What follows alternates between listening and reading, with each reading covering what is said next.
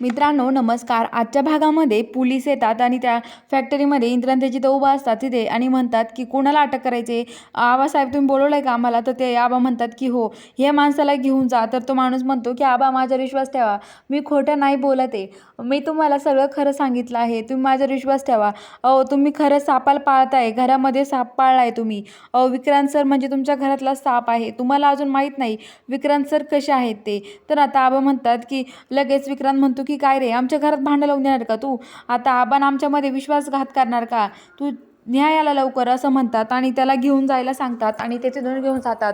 तर आता त्या माणसाला तिथून घेऊन जातात आणि आता इकडं लगेच जे इंद्रंते आहेत, इंद्रंते भाऊन ते म्हणतात की हे बघा आपला तो माणूस गेला आहे. आता विक्रांत खरंच तुझा काही याच्यामध्ये दोष नाही आहे ना? विक्रांत म्हणतो की माझ्यावर विश्वास ठेवा, खरंच माझ्या याच्यात काहीच नाही आहे.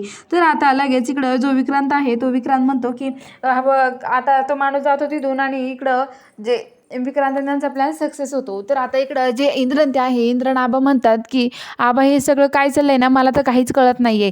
आबा म्हणतात की इंद्रा तू टेन्शन घेऊ नको.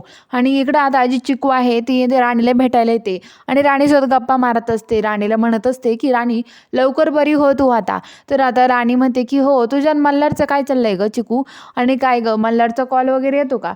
तर आता लगेच ती म्हणते की हो मग मल्हारचा कॉल येतो ना मला, मल्हार आत्ताच मला कॉल आला होता, तो इंटरव्ह्यूला गेला आहे असं म्हणते. तर चिकू राणी म्हणते की हो का, भारीच आहे मग, काय इंटरव्ह्यू पास झाला म्हणजे तुमचं लग्न होईल, मग सगळी परवानगी देईन का आमच्या लग्नाला असं चिकू बोलते. तर आता राणी म्हणते की हो मग देईल ना, सगळेच परवानगी देईल तुमच्या लग्नाला, कशाला काळजी करते तू असं म्हणते. तर आता लगेच ते म्हणते की हो तेच ग, दुसरं काही नाही, लग्नाला परवानगी दिली पाहिजे असं म्हणत असते. तर आता इकडं जी राणी आहे ती राणी म्हणते की चिकू काळजी करू नको, होईल तुमच्या दोघांचं लग्न असं म्हणते. आणि आता इकडं जे चिकू आहे ती घरी यायला निघते आणि ती घरी येते आणि इकडं गॅलरीमध्ये आता विक्रांत आणि उर्मिला बोलत असतात, दोघं जणांचा प्लॅन चालू असतो. तर आता लगेच चिकू येते आणि चिकू गॅलरीतून गपचूप त्यांचं दोघांचं बोलणं ऐकत असते. तर इकडं जे विक्रांत आणि उर्मिला आहे त्यांचा प्लॅन चालू असतो की इंद्राच्या गाडीला ट्रकनी उडवून द्यायचा. आणि विक्रांत सांगत असतो की हे बघ उर्मिला, मी खूप भारी प्लॅन केला आहे, इंद्राची गाडी आता घरी येत राहील ना रोडनी, त्या गाडीला आता मी त्या एनी उडून देणार आहे ट्रकनी असं म्हणल्यावरती आता लगेच ती म्हणते की भारीच आहे मग. पण इकडं जी चिकू आहे ती हे सगळं बोलणं ऐकते. बघूया आता पुढील भागात काय घडतं, हे बघायला चॅनलला सबस्क्राईब करा.